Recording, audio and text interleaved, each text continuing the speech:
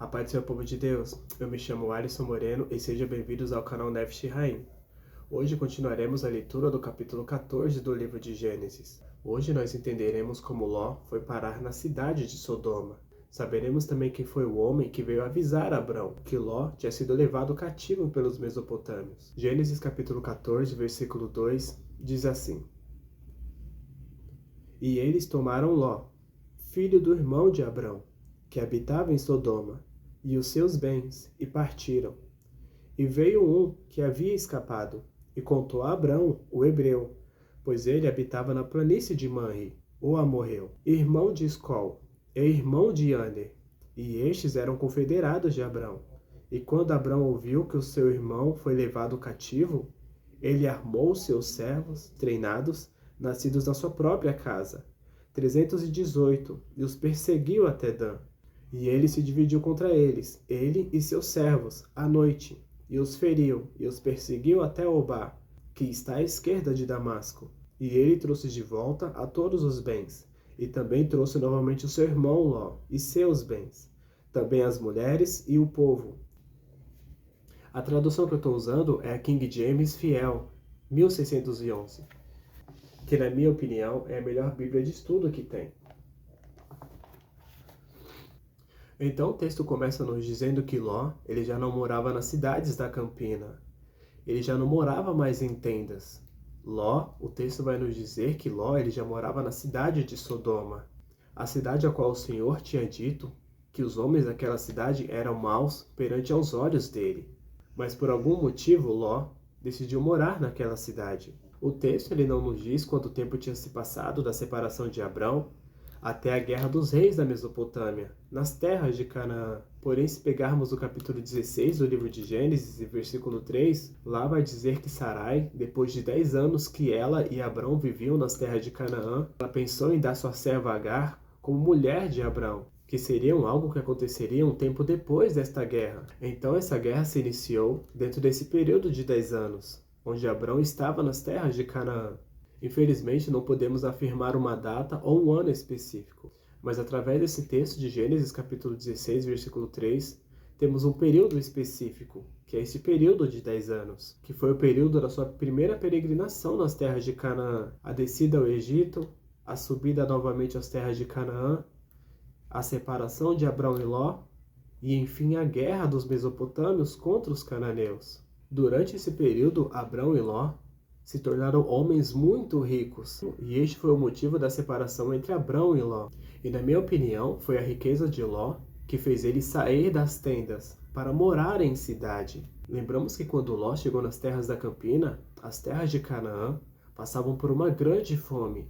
Mas para os reis da campina, a situação era muito pior, porque além de trabalhar para o seu próprio sustento, eles também tinham que pagar tributos ao rei Kedorlaomer, que eram pagos com grãos e também com gado. Então imagine a situação daquele povo, que se matava de trabalhar para conseguir o seu alimento.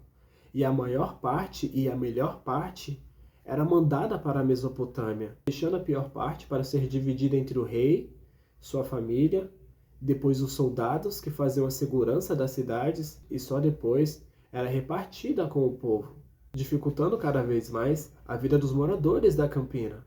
Então naquela região chegou rico Ló, um homem com muitos rebanhos, em um lugar a qual a fome ainda era severa. Aqui o texto ainda não fala da mulher de Ló e de suas filhas, então muito provavelmente aqui Ló era um jovem rico e solteiro. Ló se destacou facilmente naquela região, sendo cobiçado pelos reis para fazer algum tipo de aliança e também pelas mulheres daquele lugar, que com certeza queriam se casar com o jovem rico. Então Ló começa a fazer negócio com aqueles homens, trocando seus rebanhos por grãos e até mesmo por terras naquelas campinas, se tornando um homem poderoso no meio daquele povo e ganhando a atenção dos reis da campina. E aqui ele já começava a deixar de ser um criador de rebanhos para ser um homem prestigiado diante daquele povo. E como todo homem poderoso e prestigiado, ele não poderia mais morar em tendas. Não poderia mais morar no meio dos animais. Ele tinha que morar onde a elite morava e viver como a elite vivia, ou seja, ele tinha que morar em uma das cidades, ficando seguro atrás dos portões e dentro das muralhas, para se precaver de qualquer ataque inusitado que ele poderia sofrer fora das muralhas. E foi por esse status que Ló escolheu morar na maior cidade da Campina. Mas muito provavelmente Ló também tinha terras nas outras cidades, pois a fome tinha atingido toda aquela região. E Ló fazia negócios com todos daquela região, mas por fama e status, ele preferiu morar na maior cidade da Campina. E para mim foi assim que Ló foi parar na cidade de Sodoma. O texto continua nos dizendo que depois da derrota dos 5 reis, o homem consegue fugir do exército mesopotâmio e vai até Abrão. Mas quem era este homem? Por que justamente ele foi até Abrão? Como ele sabia onde Abrão estava? E como ele sabia do parentesco entre Abrão e Ló? Muito provavelmente este homem era servo de Ló. Abrão e Ló estavam sim separados, mas jamais deixaram de se ver. E com certeza eles se viam de tempos em tempos.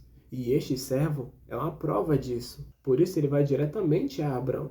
Abrão e Ló mantinham sim uma distância, mas também mantinham contato. Então este servo diz a Abrão tudo que os mesopotâmios fizeram nas terras de Canaã, através do seu exército poderoso e implacável, destruindo, saqueando e raptando todas as pessoas que eles queriam. E isso incluiu Ló, seu sobrinho. Abrão não se importava com o tamanho ou com o poder do exército mesopotâmio. Abrão só pensava em salvar o seu sobrinho. Então ele reuniu 318 homens da sua casa. E estes homens eram homens de guerra. Estes homens eram mesopotâmios. Eles eram soldados que faziam a proteção de tudo que Abrão tinha. Estes homens estavam com Abrão desde Ur dos Caldeus e trabalhavam na sua casa. Estes homens conheciam o exército mesopotâmio. Na Mesopotâmia, histórias eram contadas sobre estes exércitos, de como eles derrotavam seus inimigos. Suas estratégias e táticas eram muito conhecidas pelo seu povo, pois a cada vitória do exército mesopotâmio era motivo de alegria, era motivo de festa, era motivo de se vangloriar de seu exército soberano sobre os outros exércitos, pois eram eles que representavam aquele povo. Um exército poderoso, orgulhoso e imbatível. Então Abrão e seus soldados conheciam a maneira de agir daquele exército, através dessas histórias que eles mesmos ouviam e também presenciavam. Eles sabiam que aquele exército não temia ninguém, e também que eles tinham absoluta certeza que ninguém tentaria enfrentá-los. A sua arrogância fazia com que eles baixassem a guarda depois de cada vitória.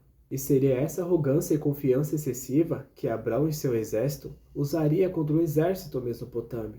Então Abrão e seu exército caminham cerca de 400 quilômetros e encontram o exército mesopotâmio na cidade de Dan, que antes era chamada de Laís, uma cidade que ficava ao extremo norte das terras de Canaã. Então Abrão dividiu seu exército em grupos e atacou os mesopotâmios à noite, para pegá-los de surpresa. Então Abrão consegue feri-los em Dan, mas ele ainda não tinha conseguido resgatar o seu sobrinho Ló. Então ele persegue aquele exército por mais 150 quilômetros. E só perto de Damasco ele consegue encontrar o seu sobrinho Ló. E naquela cidade Abrão venceu o exército mesopotâmio e trouxe novamente para as terras de Canaã Ló e todo o povo que tinha sido sequestrado pelo exército mesopotâmio, incluindo os bens e o povo das 7 cidades que os cananeus tinham invadido antes de chegar nas terras da Campina. A volta para as terras de Canaã seria uma volta repleta de histórias, contadas por Abrão, Ló, os cananeus e também pelos mesopotâmios, que foram vencidos por um pequeno exército de homens improváveis.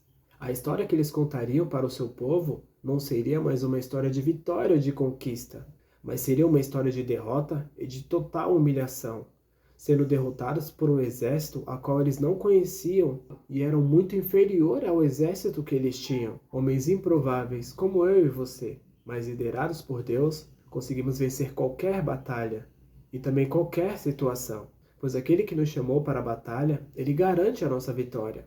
E sempre depois de toda a batalha, nós louvamos e engrandecemos o nome do Senhor, que nos deu a vitória. E contamos a história de como Deus venceu mais uma batalha, ao nosso favor, e em favor da nossa família, para que a próxima geração saiba que servimos um Deus de guerra, um Deus de batalha, que batalha em favor daqueles que o amam e que vivem para o seu decreto. Um Deus poderoso, que nunca perdeu e nunca perderá uma batalha. Então, se você gostou desse vídeo, gostou desse conteúdo, deixa seu like, se inscreve, compartilha e nos siga nas redes sociais. Fiquem com Deus e até a próxima.